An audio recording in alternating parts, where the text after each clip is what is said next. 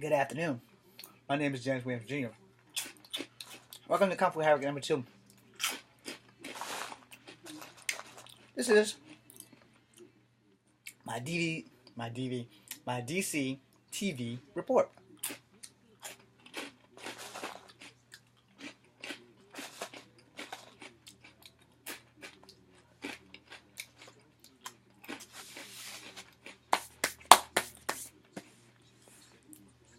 Sorry about that. So, I did a video about actors that walk away from shows and stuff. 3 videos, actually. At the end of that video, I promised you that I would talk about some of these DC shows. I didn't say I would be eating Cheetos while I was doing it, but clearly I am. While I discuss these shows with you. And yes, eating with and talking with your mouth full is rude and unkind. I don't give a damn.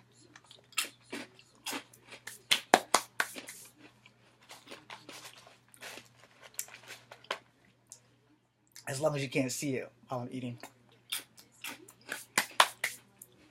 So here we go. I mentioned Gotham, and as I've said before in many videos, the DC rules the TV airwaves right now. Because Marvel only has 1 channel and 2 shows that they have access to, which we won't go on this video. We're leaving Marvel alone right now because they are my favorite, and not that I'm not a DC fan. So I'm going to drop this because it needs to be dropped, and I'm going to say this. It's not a DC show that I don't like.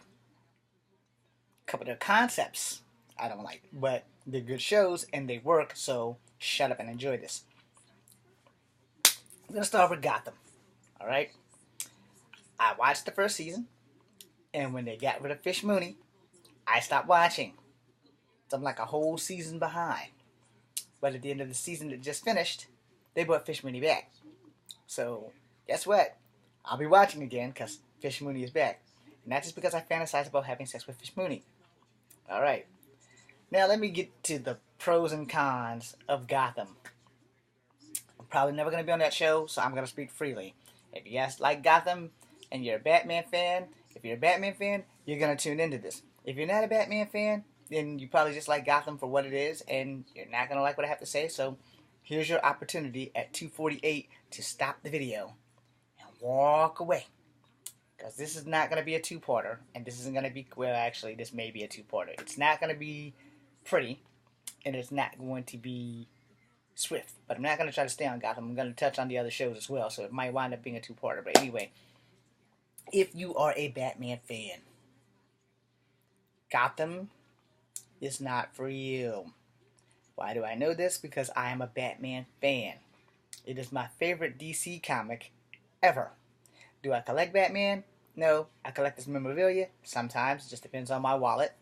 But most of the time, before the back-breaking incident with Bane and everything, I was all about Batman.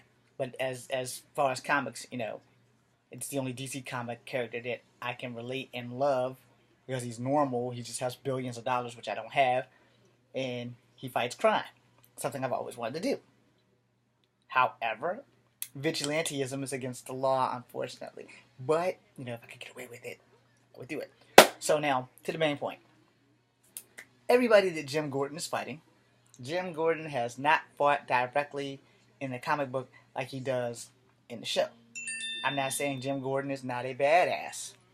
What I'm saying is that, you know, it deviates from Gotham itself. And my whole thing about that is that, you know, if you're going to make a show about a guy who never really fought these guys and his traitorous partner, Harvey Bullock, see, if you don't read the comic, you don't know that Harvey's not exactly a clean-cut cop. But if you've been watching the show, you can tell that none of them are actually clean-cut cops except for Jim Gordon, which is kind of crazy. And if you go watch the cartoon of Batman Year One, you'll understand why Gotham doesn't work for me. I do like the show, but it doesn't work for me because I'm a Batman fan. I'm not really a big Jim Gordon fan. I will give them their credit, though, because when they did the anti-cigarette stuff and Jim Gordon had a heart attack for smoking, and they said he's fought many of criminals and have won many of battles, but the one thing that he could not beat was his habit for smoking. Now he lies in this hospital bed, but someone watches over him, and this is the only time that he has ever been powerless to help his friend. As Batman in the shadow, and it's over top of the hospital bed where Jim Gordon's laying there and he's all hooked up to IVs and shit. I'm pretty sure I'm the only one who actually remembers that. I have it in one of my Batman comics, so therefore. Now, moving on, if you again are a Batman fan, and I mean diehard Batman fan, you and I both know that Gotham isn't for you, but you still watch it because it's a good show. And I'm not knocking the show. The show's great, great fucking show. Great, great fucking show. And no, this isn't a pun to get my ass on the show. I don't want to be on Gotham, which is my luck would be the only damn show that they would probably even put me on. But anyway, I don't want to be on Gotham because it's not really about Batman. It's about Jim Gordon and Barbara. And I'm like, I don't remember any of that shit. So it's like, yeah, that I don't think Bob Kane wrote that. I know what Bob Kane wrote was a 7-year-old watching his parents get slaughtered in the damn alleyway after watching Zorro. And then him doing things and honoring the gray ghost and shit like that. But then I'm like, okay, well, everything that's happening in Gotham, I don't remember fucking, what's his face, Jim Gordon fighting the Red Hood. And in some universes, the Red Hood's actually Joker.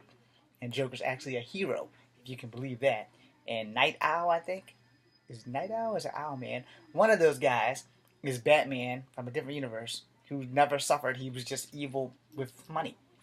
So, you kind of got to weigh the pros and cons on that. And yes, I'm taking a handful of these damn crunchy yellow thingies. Chester Cheetah. So,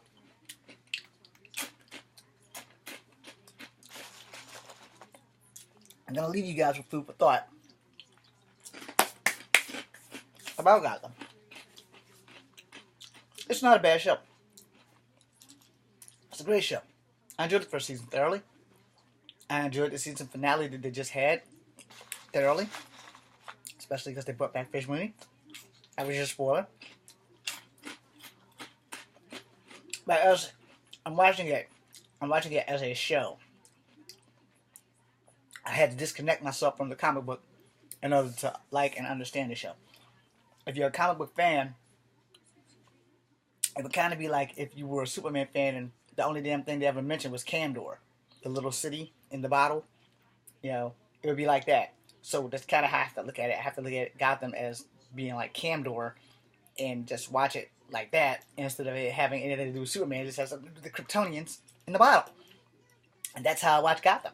I pretend like they're the Kryptonians in Kandor because other than that, I probably wouldn't watch the show. Because I would be like, when's Batman going to Japan? He's been on like 2.5 seasons and he hasn't not once met Yodo Sensei. So he could become a samurai and a ninja. And if he's not going to do that, I'm not going to keep watching the show. Anybody who knows anything about the history of Batman, after his parents were killed, he didn't stay in Gotham. His ass went study abroad. And while he was studying and getting his education, he was also getting a life education and learning how to be a fighter. Zatanna. Her and her father taught him how to be a magician and magic. He went to the League of Assassins. He went to the other thing that was just like the League of Assassins. He learned how to fight in every culture on Earth. Which is why he was a certified warrior genius. And Gotham's Alfred taught him how to box. That's it. Alfred taught him how to box. And if you know a history of anybody who's ever watched any of these Batman cartoons, Alfred was MI6 in one of them. Alfred was just a butler in one of them. And in the last incarnation of Beware the Bat, again, he was MI6. So, Alfred's not useless, but, this is the concept of when is Bruce Wayne going to leave Gotham and go to Japan and China and Malaysia and all these other places where they had a League of Nations? When are they going to bring in Ra's al Ghul? Sorry, him and Tatalia. I mean, Tatalia is the love of his life, and she does have his baby if you're reading the comic books or whatever. But if you're not into the comic book, then I'm not gonna let you continue watching this. You should probably go away because I'm about done with Gotham anyway. So basically, my final thoughts on Gotham is that it is a great show. Excuse me. If you're just watching it as a show and not comparing it to the comic book, then it's a fantastic show. But if you're gonna compare it to the comic book, you're gonna have your heart broken and ripped out of your chest and stomped into like 1,000 pieces. So yeah. All right. Let's move on to more DC shows on the CW now. Apparently, this fall, the CW has picked up the rights to get Supergirl from CBS.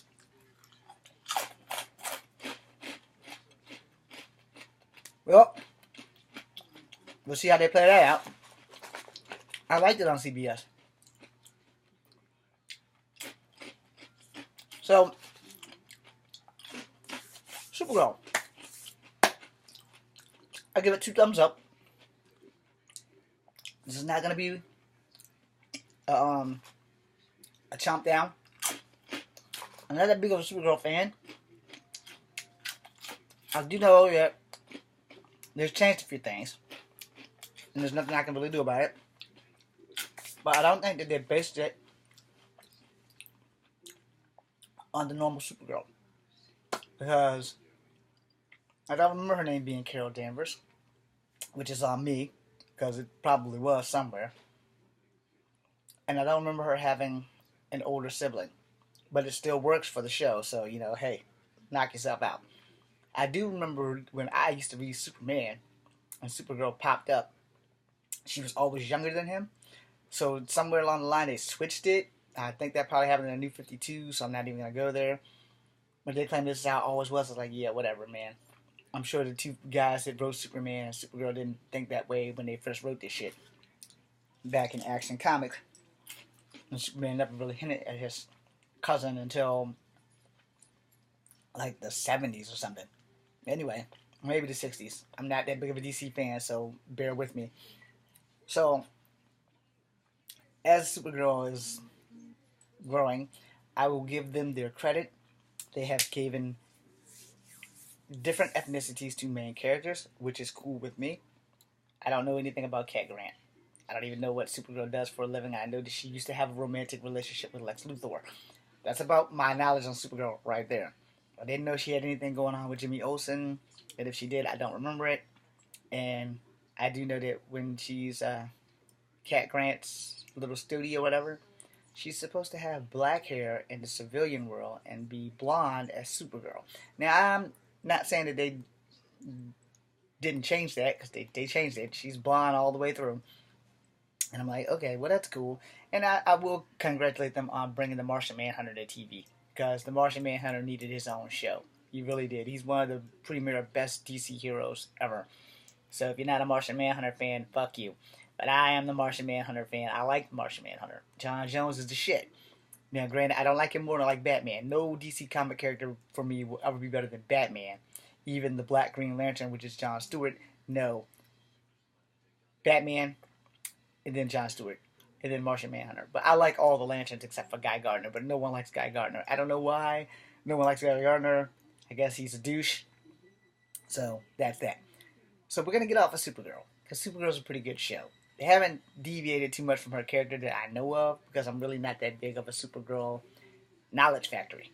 So now we're going to move on to Arrow. Arrow is the one that started the ball on DC taking over the TV land. So if you don't like Arrow, this is the time where you need to leave the video, because I'm almost at the 15-minute mark, so these next 3 minutes is going to be very crucial about Arrow. I love Arrow. Thank you, Steve Amell. I love Arrow. And I'm never going to be on the show. Not trying to be on the show. Not trying to ask for a hit on the show. Like I said, I'm more of a Marvel fan than a DC fan.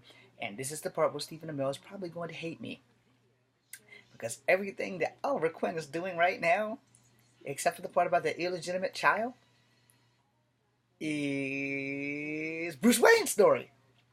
That's right. I don't remember Arrow ever dealing with the League of Assassins, ever dealing with Talia, who's Ra's al Ghul's daughter. You know, that shit's, hey, unless that's in the New 52s, which is beyond me because I've never read the New 52s. And for anybody who knows about the New 52s, then you can enlighten me, because I think what they did is just like took 52 characters or 52 comic books and just revamped them all. Now I could be wrong there, and I don't really care. But you know, like I said, more Marvel than DC. So as far as Arrow is concerned, if you don't know anything about the Green Arrow, 20% of the show is about as accurate as hell, and the other like 80% about like him having a sister and losing all their money for Queen Consolidated and all that. No, that shit's not exactly how that happened, and I don't really recall him going through all that. But Oliver Queen had made specialized arrows to not take a life. That's about the one thing him and Batman have in common, that they have not taken lives. Or at least not by their own hands. You know, and Batman, Christian Bale said it best. I'm not going to kill you, but I don't have to save you either. So, they both kind of live like that. And for those who don't know, or if you watch Justice League cartoons, the main reason why Batman got Oliver into the Justice League was to watch over them to make sure they didn't deviate and cross the line. That's why he used to be called Honest Ollie. For those who don't know, Honest Ollie was that thin line between doing what's right and becoming a criminal yourself. And Oliver was always the moral compass of the Justice League. And now in this show, he's like totally dark, which is cool, you know. And they've made him slay a few people. And you know, Oliver in the comics wouldn't slay people. He would wound them, but he wouldn't slay them. And same with Speedy, he wouldn't slay them.